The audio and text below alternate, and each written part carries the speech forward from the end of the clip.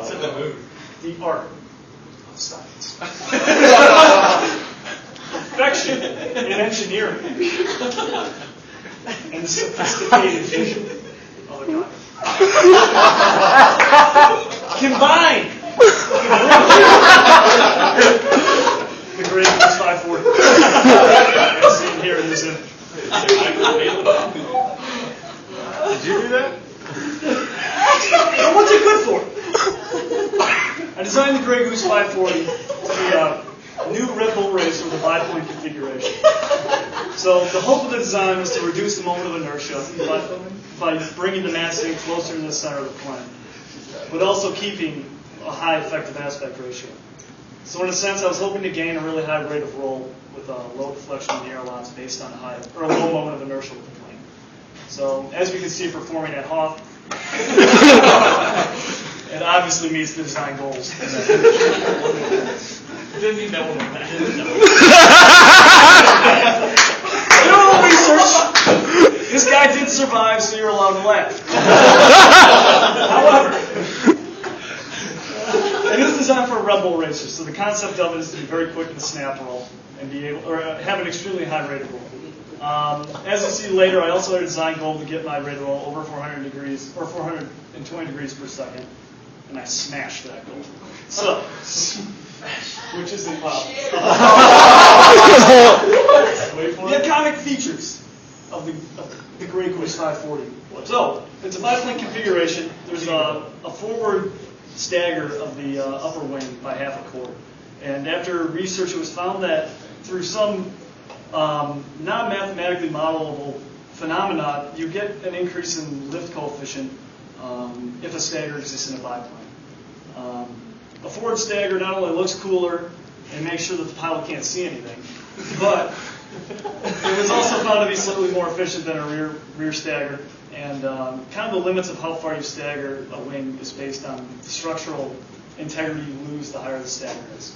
Another iconic feature of the plane is the boxed wingtips. Rather than have mid-span trusses in between my biplane wings, I put these plates on the outside. And it was also found through research that end plates on biplanes of a certain chord width with respect to the actual chord of the wing not only increase the strength of it due to a box configuration, but they also reduce the wingtip vorticity interactions from the lower wing to the upper wing. So from this we can get high strength, a higher effective aspect ratio, and a lower moment of inertia. In addition to this, I wanted to have a very high thrust to weight ratio, and that's why I chose to use the Lycoming 540 engine, which is a 340 horsepower engine that's also used by the MXSR and the Edge 540. So, this is a rough this is how big I decided to make the aircraft. It's about 19 feet long with an actual wingspan of about 14 feet. So, if you guys buy my plane, you can easily fit it in your garage, which shouldn't be any problem. And it only needs about 14 feet to take off, so you can just take off from your street. From your garage. What, like Back to the Future style? Did it work? You might be asking yourself. Of course. Who did we watch on that? Oh, okay. Oh. Is it? One of 14 feet. This is the trained pilot flying this plane, so a lot of the maneuvers are very difficult to perform. You guys probably wouldn't be capable of it. It's a little bit out of your range of experience. But at least it gets in the air.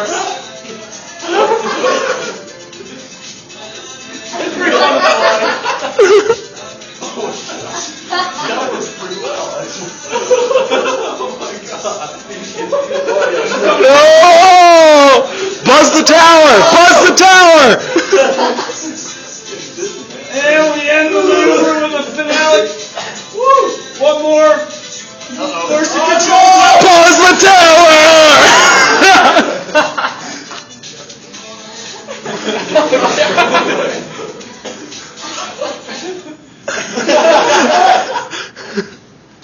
So, you want some data to back it up. After a little bit of research, I was able to get the simulator to output the rate of roll in a certain maneuver. And this graph shows us that I was able to achieve about 450 degrees per second without crashing the plane. No, wait, and that correlates to an aileron deflection of only about negative 15 to 15 degrees. So while the H548 and X-R deflect their ailerons to a maximum of 38 degrees, this is about half that. So the hope was that the induced drag of a lower deflection aileron could still produce the same roll rate. And through that calculation, we found that that was actually possible. I'm not saying that you want to see anything past this point. The recovery of that was not pretty. But now, if you want to make one of these yours, you can pay a discounted price of about $1.9 million. And that was actually proven. I did two different cost estimations, one with the Roskin text and one with the Nikolai text. The Nikolai text gave me about $2.3 million, and the Roskin text gave me about 1.9. So if I'm making 50 units, 10 units a year for about 5 years, that's what I could theoretically offer the plane for. However, the chances of me selling this plane for about $1.9 million is pretty slim. So if you want to pay this price, you're actually going to have to buy 50 of them for a whopping total of $95 million bucks, which I'm okay with you doing that. With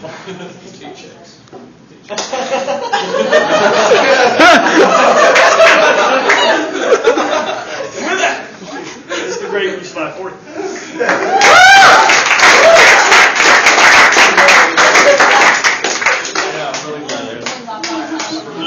So whose idea was the biplane? Your idea. Nice one.